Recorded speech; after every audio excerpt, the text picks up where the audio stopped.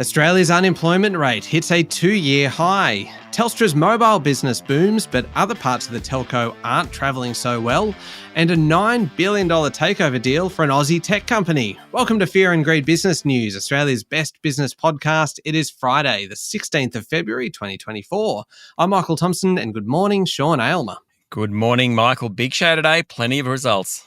Yeah, massive show and a massive interview today as well, Sean. You're speaking today with Andrew Fisher, who is the Head of Investment Strategy at Australian Retirement Trust.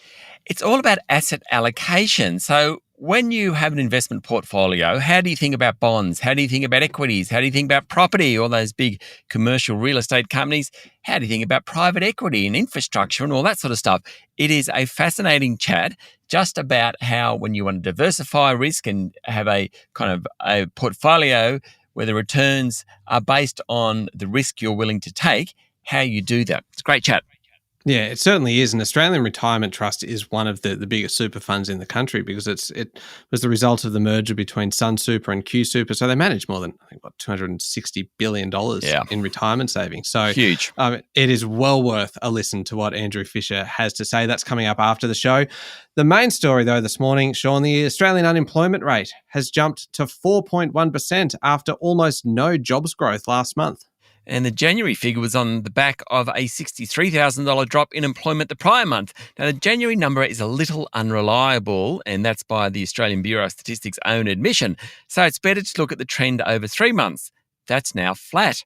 At 4.1%, the unemployment rate is at its highest level in 2 years. Hours worked were a bit lower for the third month in a row, while the participation rate remains at 66.8%. That's actually pretty high. It's fair to say the heat has come out of the employment market, though in historical terms it's still pretty good.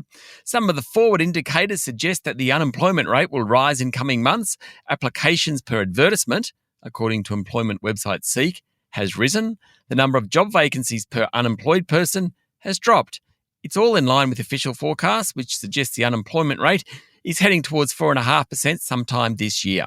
So this fairly sharp jump up to 4.1%, was that worse than expected? And I suppose, what's it mean for interest rates? Yes, it was definitely worse than expected. The consensus was for some jobs growth and an unemployment rate of 4% or so. We need to put what's happening in the labour market in context. The post-COVID period has been the best sustained period of jobs growth since records began in 1978. We've had more people looking for jobs, more migration, and much higher interest rates. Now, the economy is slowing. The unemployment rate is creeping up, and that's exactly what's supposed to happen. In terms of future interest rate decisions, yesterday's figures support the view that the next move in rates will be down. At the margin, it supports the view that the rate cut should be the middle of the year rather than the end of the year, though that's probably only at the margin. All right. Local markets, how did they perform yesterday? The S&P ASX 200 gained almost 1% yesterday to finish at 7,606 points. It's had a couple of down sessions, so it was a bit of a rebound yesterday.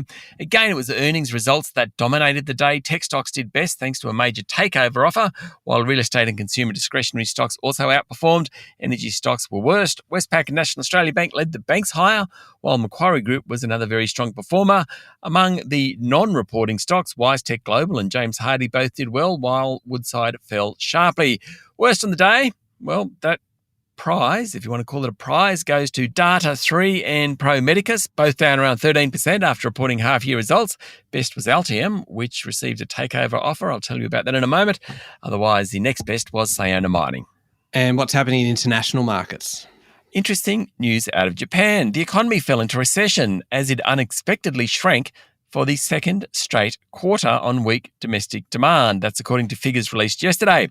It means Japan has officially lost its title as the world's third largest economy, replaced by Germany. So we have the US, China, Germany, and Japan comes in 4. Oil prices have come back a bit. Gold's fallen below the $2,000 an ounce mark. Bitcoin keeps running, pushing above $52,000 a unit yesterday.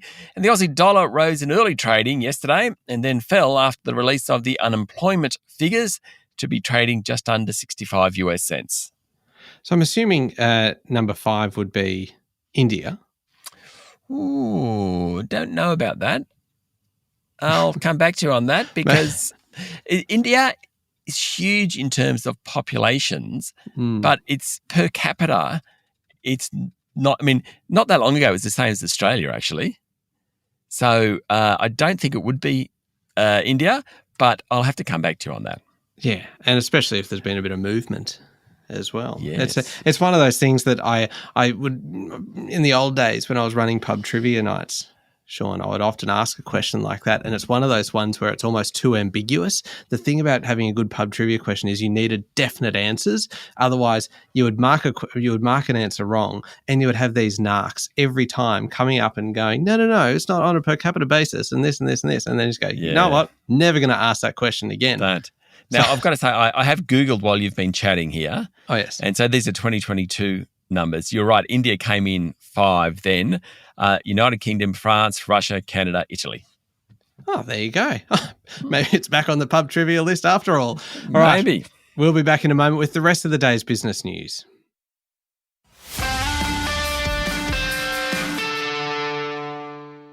Sean, growth in mobile phone, international and infrastructure services has helped Telstra boost profits by 12%, though things aren't looking quite as good for its enterprise division, which provides services to businesses. Telstra's share price fell 2.3% yesterday after it delivered a December half profit of $1 billion, but lowered its full-year guidance.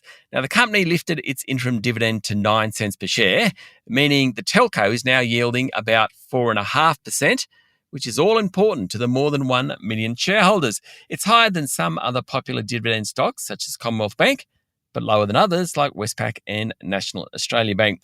Telstra added 344,000 retail and wholesale users to its mobile network, certainly the standout performance in the results yesterday. It earned about 5% more per user, that famous ARPU number, ARPU, average revenue per user. You're going Simpsons on me here, aren't you? I was, actually, as I'm a big Simpsons fan, so I instantly think of Apu Nahasapima Pedalon. Anyway, Apu, that was a good news for Telstra. The bad news came from the fixed enterprise business. Can you say that name again? I'm sorry, I'm lost.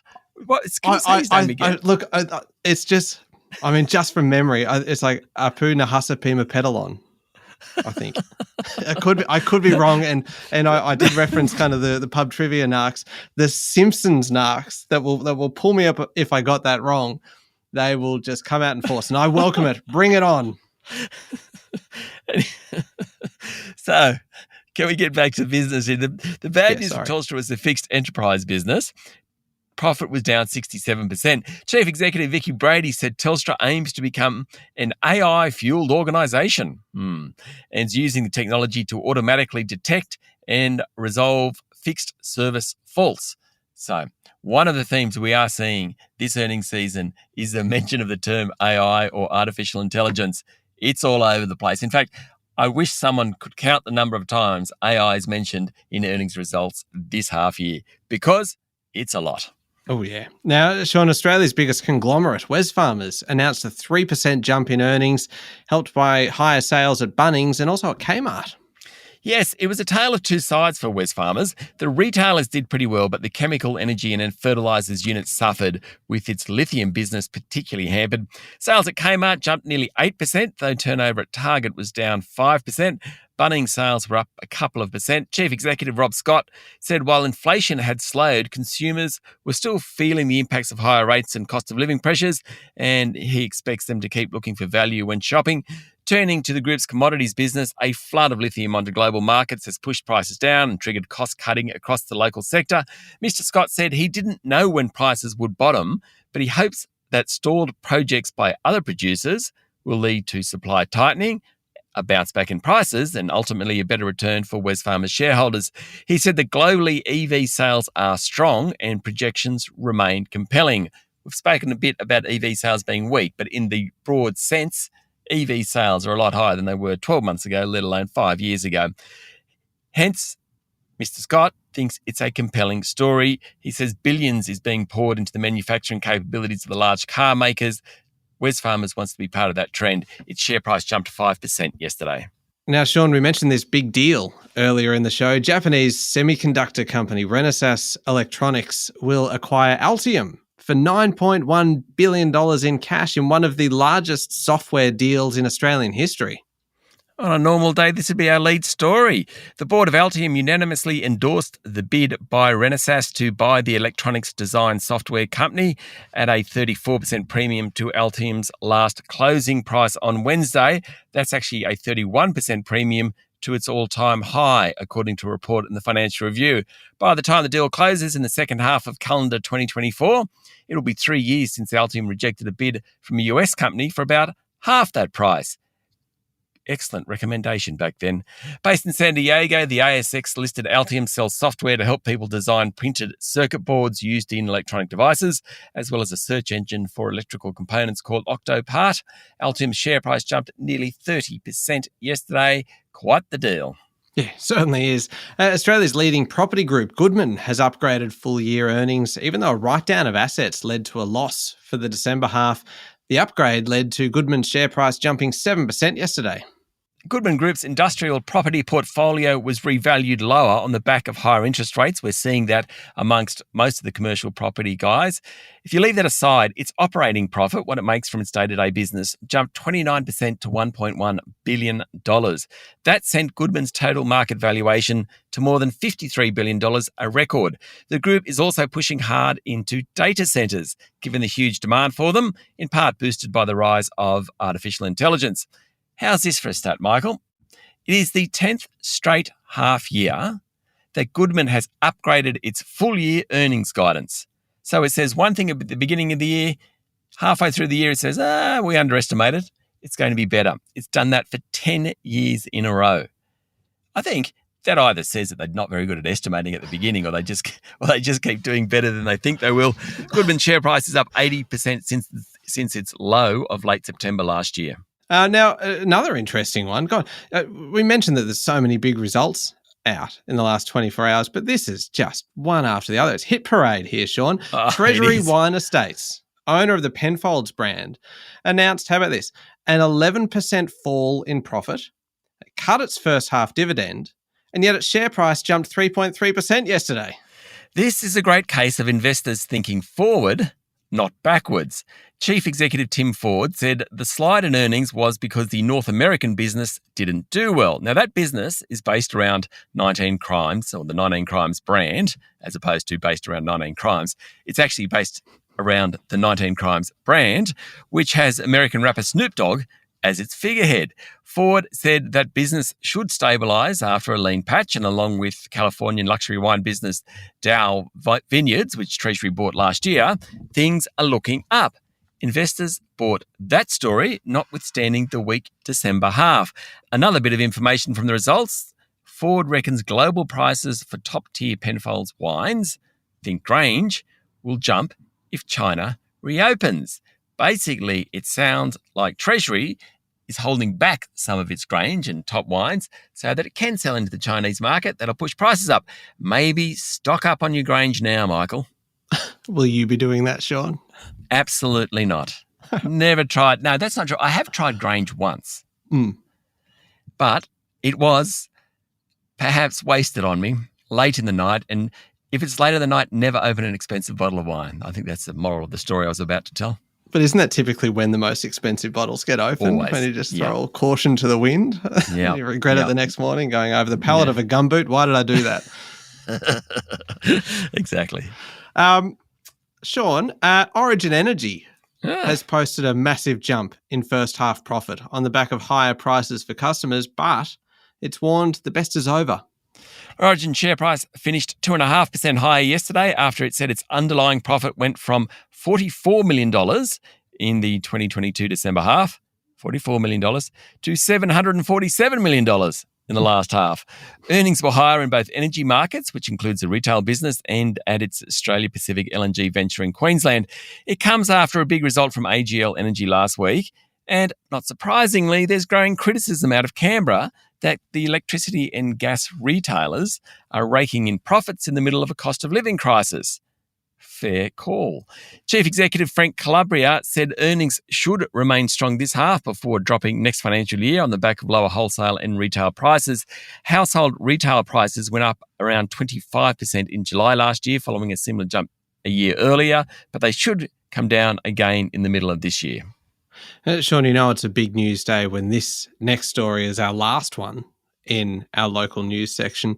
BHP has decided to take a massive $2.5 billion write down on its nickel asset in Western Australia, putting in jeopardy thousands of jobs. The big Australian lost a little over $300 million on its Western Australian nickel operations in the December half, thanks to an oversupply of nickel on the global market. Part of the write-downs include the West Musgrave nickel project it purchased as part of its acquisition of Oz Minerals last year. Now, BHP came out yesterday and blamed a flood of cheap Indonesian nickel for the loss. There's now a chance that BHP will actually mothball its nickel business, basically put it into care and maintenance mode. That would trigger big job losses. Separately, BHP said it will recognise a charge of $3.2 billion on the deadly Samarco disaster following a court verdict in Brazil last month. At least 19 people were killed in the 2015 Samarco dam tragedy, and owners of that operation, Vale and BHP, were found jointly liable. So bad news all around there for BHP. Its share price fell 1.7%. And just a quick mention as well, Sean, some exciting news from the Prime Minister, Anthony Albanese, getting engaged to his partner, Jodie Hayden. That old smoothie on Valentine's Day. Oh. Like he wasn't in India. He would have had to do 7 days of it. But, you know, good on him. Congratulations. I hope Anthony Albanese and Jodie Hayden are both very happy for the rest of their lives, and they'll be able to tell anyone in the future that they got engaged on Valentine's Day. Oh, and I was listening to news reports about this yesterday, Sean, about the fact that it will be the first prime ministerial wedding ever in Australia. Yeah. Oh, that's neat. But it also relies on them getting married within, say, the next 12 months. And if it's delayed after that point, then he has to win the election first for it to be a prime ministerial wedding. And how long should the honeymoon be? When you're prime minister, you're allowed a couple of weeks off or not? Nah, 3 days. Romantic, maximum long weekend. How about this? Wedding during the election campaign. Oh, I like it. Wouldn't that be amazing? Just a PR kind of blitz would be amazing. Anyway, look, I'm sure Anthony Albanese is listening to us for political wedding advice tips and relationship advice and wedding tips. All right, turning to international news now, and a very serious story, this one, Sean, and it does involve our Prime Minister, as well as the Prime Ministers of Canada and New Zealand as well. Anthony Albanese, Justin Trudeau and Christopher Luxon have warned that Israel's ground invasion of Rafah in southern Gaza would be, quote, catastrophic, and they have called for it to be abandoned.